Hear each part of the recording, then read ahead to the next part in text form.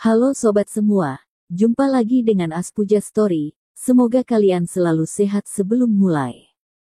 Jangan lupa subscribe, like, komen, serta nyalakan lonceng biar dapat notifikasinya update terbarunya. Bab 4 Antik Fair. Kami juga tidak punya uang. Kamu tarik saja bocah itu untuk berdiskusi. Paman Marten pun berteriak dengan ketakutan. Betul. Dia juga ada bekerja di grup Sinstar kalian. Setidaknya kalian bisa membiarkannya bekerja seumur hidup untuk melunasi hutangnya. Ucap Bibi Marta yang telah memberanikan dirinya. Dan Paman Justin dengan tidak tahu malu berkata, Darwin, kamu ikut mereka saja, kamu tidak ingin membiarkan ayah dan kakekmu yang menanggung beban ini, bukan?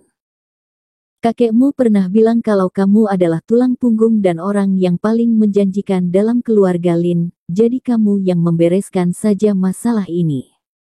Kami ini orang yang tidak berpendidikan, sudah tua dan tak dapat melakukan apa-apa. Para kerabat langsung mendorong tanggung jawab tersebut pada Darwin, dan mereka tidak ingin terlibat dalam masalah ini. Darwin pun menyeringai dan berkata, Ayah, tolong jaga kakek, aku akan berbicara dengan mereka dulu. Setelah selesai mengatakannya, Darwin pun keluar dan menutup pintu. Dia tahu bahwa kalau ayah dan kakeknya akan cemas, makanya dia tidak memberi mereka kesempatan untuk menahannya. Selama beberapa tahun ini, Darwin tidak pernah melakukan sesuatu yang hebat selain mendapat ijazah kuliah. Pada saat ini, ia pun berpikir kalau ia bisa melakukan sesuatu yang hebat. Di ruang tamu, Bibi Marta, Paman Justin dan Paman Marten saling melirik sambil terkikik, seolah-olah mereka telah menemukan kambing hitam yang tepat. Tapi Juna dan Arnold sangat mengkhawatirkan Darwin. Bagaimanapun juga, grup Sinstar merupakan perusahaan terkemuka yang memiliki keuangan dan kuasa di Aincrad. Jika diskusi mereka tidak mencapai kesepakatan, maka Darwin mungkin saja akan dihajar mereka. Setelah turun ke bawah, manajer paruh baya berkata, Nak, bagaimana kamu ingin menyelesaikan masalah ini? Mari kita pergi ke toko perhiasan kalian dan mencarikan cara terbaik untuk menyelesaikannya. Jika kalian masih bersikeras mau menyelesaikannya sekarang, kalian boleh naik ke atas dan melihat apakah di sana ada 3 miliar atau tidak, balas Darwin dengan nada tenang. Boleh. Kamu berani juga ya, ayo pergi. Pria paruh baya tersebut mendengus dingin. Lalu ia mempersilahkan Darwin untuk masuk ke mobil dan mereka pun pergi ke toko perhiasan Sinstar. Pahatan giok senilai 3 miliar telah dihancurkan. Jika si manajer tak dapat membereskan masalah ini, ia pun akan dihukum dan gaji tahunannya juga akan dipotong. Makanya ia sekarang tidak ingin memprovokasi Darwin, ini pun agar dirinya tidak keluar dengan tangan kosong. Setengah jam kemudian, mereka pun tiba di toko perhiasan Sinstar. Jason, yang sedang duduk di kantor manajer, tampak sangat marah setelah mendengar solusi Darwin. Orang ini malah ingin menggunakan cara berhutang padanya lalu perlahan-lahan membayarnya kembali. Memangnya dia kira dirinya bisa tertipu? Tidak ada orang yang akan mempercayainya. Jika masalah pahatan giok yang pecah itu sampai ketahuan atasannya, maka Jason harus menanggungnya, dan ia pun tidak ingin dipecat. Nak, bisakah kamu mengatakan sesuatu yang masuk akal? Jika kamu tidak memberiku uangnya sampai tenggat waktunya, maka aku menuntutmu di pengadilan. Aku akan membuat kakekmu masuk penjara. Aku memiliki koneksi yang luas, kamu jangan mengira aku bisa seenaknya diganggu ya. Bentak Jason kesal. Di matanya, Darwin yang tampak lemah dan lembut itu hanyalah seorang anak dusun yang tidak berguna, jadi Jason pun tidak harus mempertimbangkan perasaannya. Dia tidak memanggil orang untuk menghajarnya, melainkan memaki dan mengejeknya, ini pun sudah merupakan perilaku yang amat baik. Darwin pun hanya menyeringai saja. Dia memiliki 4 miliar di sisinya, tetapi dia ingin membayar ganti rugi itu, Karena pahatan giok itu bukan dipecahkan kakeknya, jadi untuk apa menyalahkannya, bukan?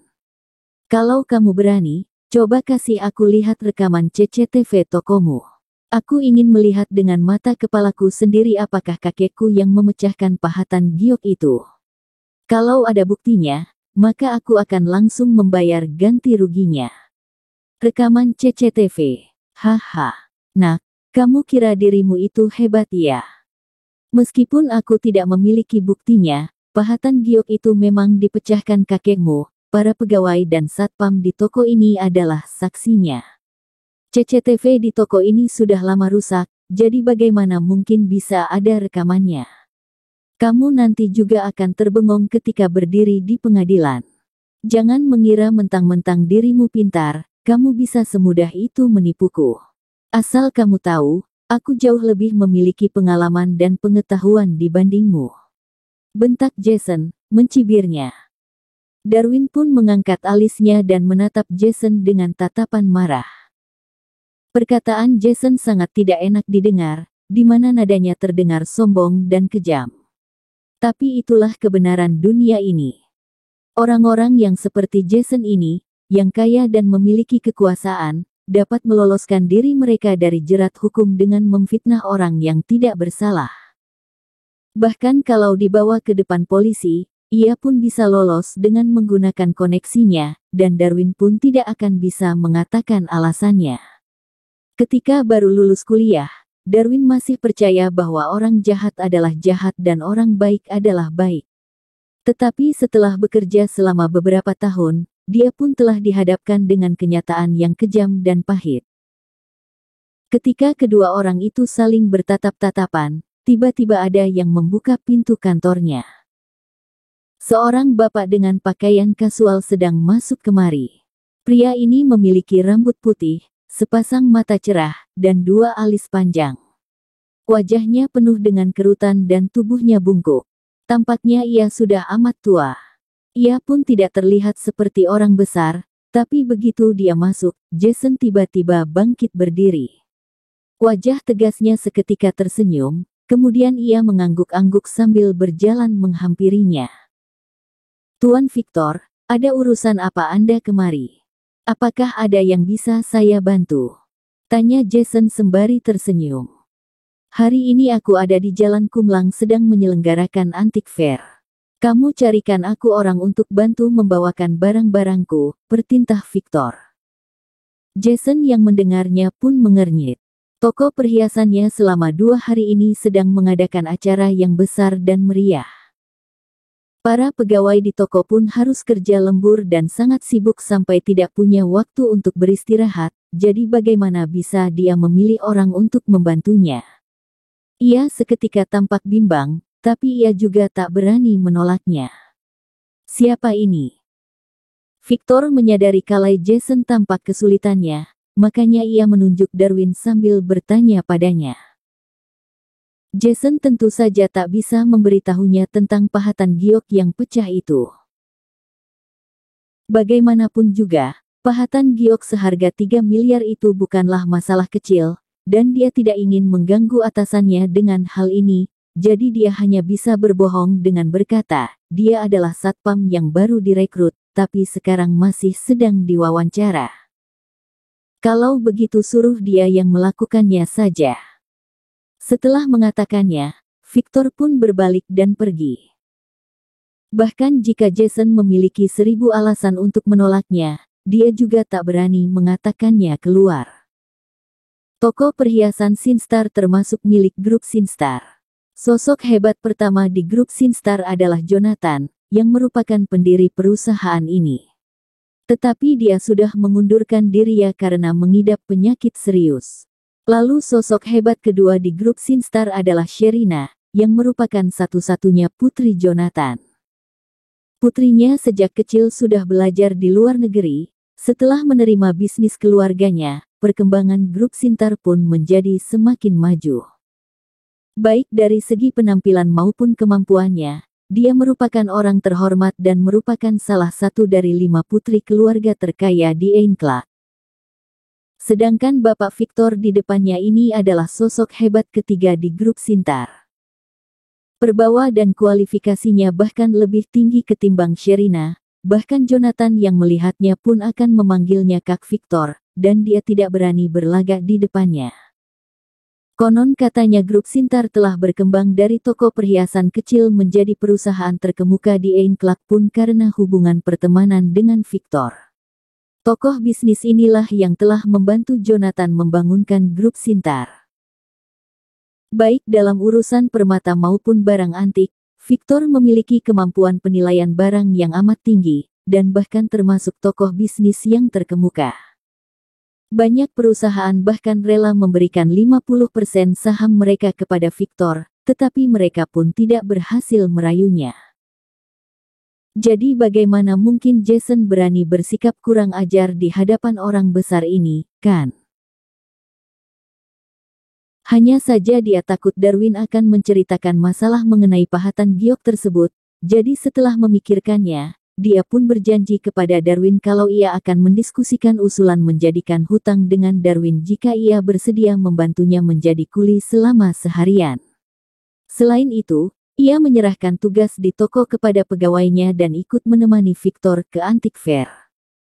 Dengan demikian, ia bisa mencegah Darwin membicarakan masalah mengenai pahatan giok itu, sekaligus menyenangkan hati Victor dan menjaga posisinya di grup Sintar.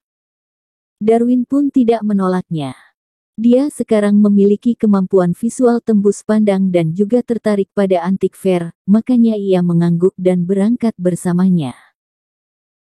Antique Fair yang berada di Jalan Kumlang berawal pada pelayaran di dinasti Ming, dan telah terus berkembang hingga saat ini. Pada zaman dahulu, banyak harta karun dari luar negeri akan dipamerkan di tempat ini, tetapi sekarang telah menjadi tempat pengumpulan batu giok, ornamen dan barang-barang antik lainnya. Banyak penikmat seni dan pedagang yang akan membuka stand dan menjual barang-barang tersebut di sini, salah satunya berupa benda yang langka, dan ada juga barang-barang palsu yang tampak cantik dari permukaannya. Pokoknya itu sama seperti bazar yang ramai dan menjual barang asli maupun palsu. Jika mereka adalah orang seperti Victor, yang merupakan seorang penikmat seni, maka mereka tentu tidak akan melewatkan perkumpulan seperti ini dan setiap tahun akan datang untuk membawa pulang benda berharga itu. Mereka pun pergi ke tempat tujuan dengan menaiki mobil Buick. Setelah mobilnya berhenti di pinggiran jalan, Victor mereka turun dan masuk ke dalam Antique Fair. Tempat tersebut tampak sangat ramai, penuh dengan suara teriakan, tawar-menawar dan pertengkaran orang-orang. Di sepanjang jalan, orang-orang yang melihat Victor pun segera pergi menghampiri, menyapa serta berusaha berteman dengannya. Hal ini menunjukkan posisi Victor di dunia bisnis. Dan Jason juga sedang berusaha menyanjung Victor, dan bahkan membantunya memegang payung. Perilaku sopan itu pun membuat Darwin merasa lucu. Di zaman ini, hidup seorang pengikut akan terasa jauh lebih nyaman, tetapi Darwin tetap tak dapat melakukannya karena ia masih memiliki harga diri yang tinggi. Selain Darwin, ada juga dua pengawal pribadi Victor di sini. Meskipun status mereka juga tidak tinggi, mereka malah mengesampingkan serta membiarkan Darwin berjalan di paling belakang, dan bahkan tidak menganggapnya. Di mata kedua pengawal itu, Darwin hanyalah seorang kuli, jadi bagaimana mungkin ia bisa sebanding dengan mereka yang merupakan pengawal elit dengan penghasilan 400 juta per tahun, bukan? Darwin yang melihat mereka memandang rendah dirinya pun hanya dapat tertawa saja. Sepanjang perjalanan, Victor telah membeli 5 barang antik berturut-turut, menghabiskan miliaran rupiah. Hal ini pun membuat Darwin yang merupakan anak dusun iri padanya. Orang kaya memang suka menghamburkan uang mereka. Namun, dengan penglihatan Victor, barang antik yang dibelinya pasti dapat menghasilkan banyak uang. Para pengawal tentu tidak ingin melakukan pekerjaan kuli ini, makanya kelima barang antik tersebut diserahkan kepada Darwin. Jason menoleh dan melirik Darwin dengan tatapan dingin dan jijik.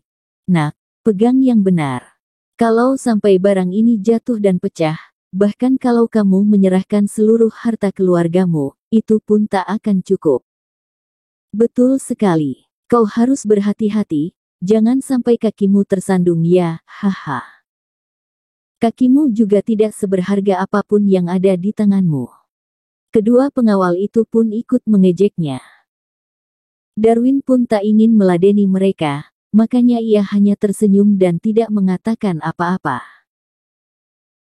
Pada saat ini, jalan di depan telah dipenuhi kerumunan dan mereka pun dapat mendengar suara percekcokan, seakan ada yang sedang tawar-menawar. Setelah Darwin mereka mendekat, mereka yang melihat pun langsung memahaminya. Ternyata penjual stan ini memiliki pembakar dupa Suande dan ingin menjualnya seharga 300 juta. Si pembeli menginginkannya, tetapi setelah harganya dipotong menjadi 10 juta, ia pun masih tetap meminta si penjual untuk menurun harganya. Orang yang memiliki penglihatan yang bagus pun akan tahu kalau pembakar dupa Suande ini adalah barang tiruan. Barang aslinya yang tersisa pun sangat sedikit dan harganya bahkan bisa mencapai 20 miliar. Selain itu, kualitas barang palsu ini sangat rendah, seakan tidak layak dibeli dengan nilai 10 juta. Si pedagang itu akhirnya telah bertemu dengan pelanggan yang ingin membelinya, jadi ia pun tidak ingin menyerah, dan juga ingin menghasilkan keuntungan, makanya keduanya orang tersebut menolak untuk mengalah.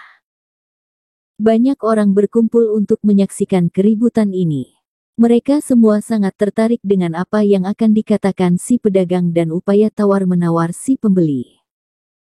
Beberapa saat kemudian, harganya telah turun menjadi 6 juta, tapi si pembeli masih merasa itu terlalu mahal, namun si pedagang tetap tak ingin menurunkan harganya. Jika ia menurunkan harganya, maka ia akan rugi. Ini adalah cara yang biasa dilakukan para pedagang barang antik, yang ingin mencari tahu harga yang dapat diterima si pembeli. Banyak orang penikmat seni yang berada di sekitar pun ingin tertawa. Harga pembakar dupa yang jelek ini paling hanya 400 atau 600 ribu, dan si pedagang masih ingin menjualnya seharga 6 juta. Dia benaran ingin mencari keuntungan besar. Tetapi tidak ada yang berani mengungkapkannya, karena ini adalah peraturan berbisnis. Di saat mereka menolak untuk mengalah, tidak ada yang menyangka akan ada orang yang ikut bergabung. Bos, aku ingin membeli kompor ini dengan harga 2 juta. Terdengar sebuah suara dengan nada datar. Sesaat itu, semua orang melihat orang ini. Dalam sekejap, Darwin pun menjadi fokus perhatian orang-orang. Hanya saja dia tidak merasa gugup sedikit pun, matanya tetap menatap lurus tertuju pada pembakar dupa Suande palsu yang dipegang si penjual.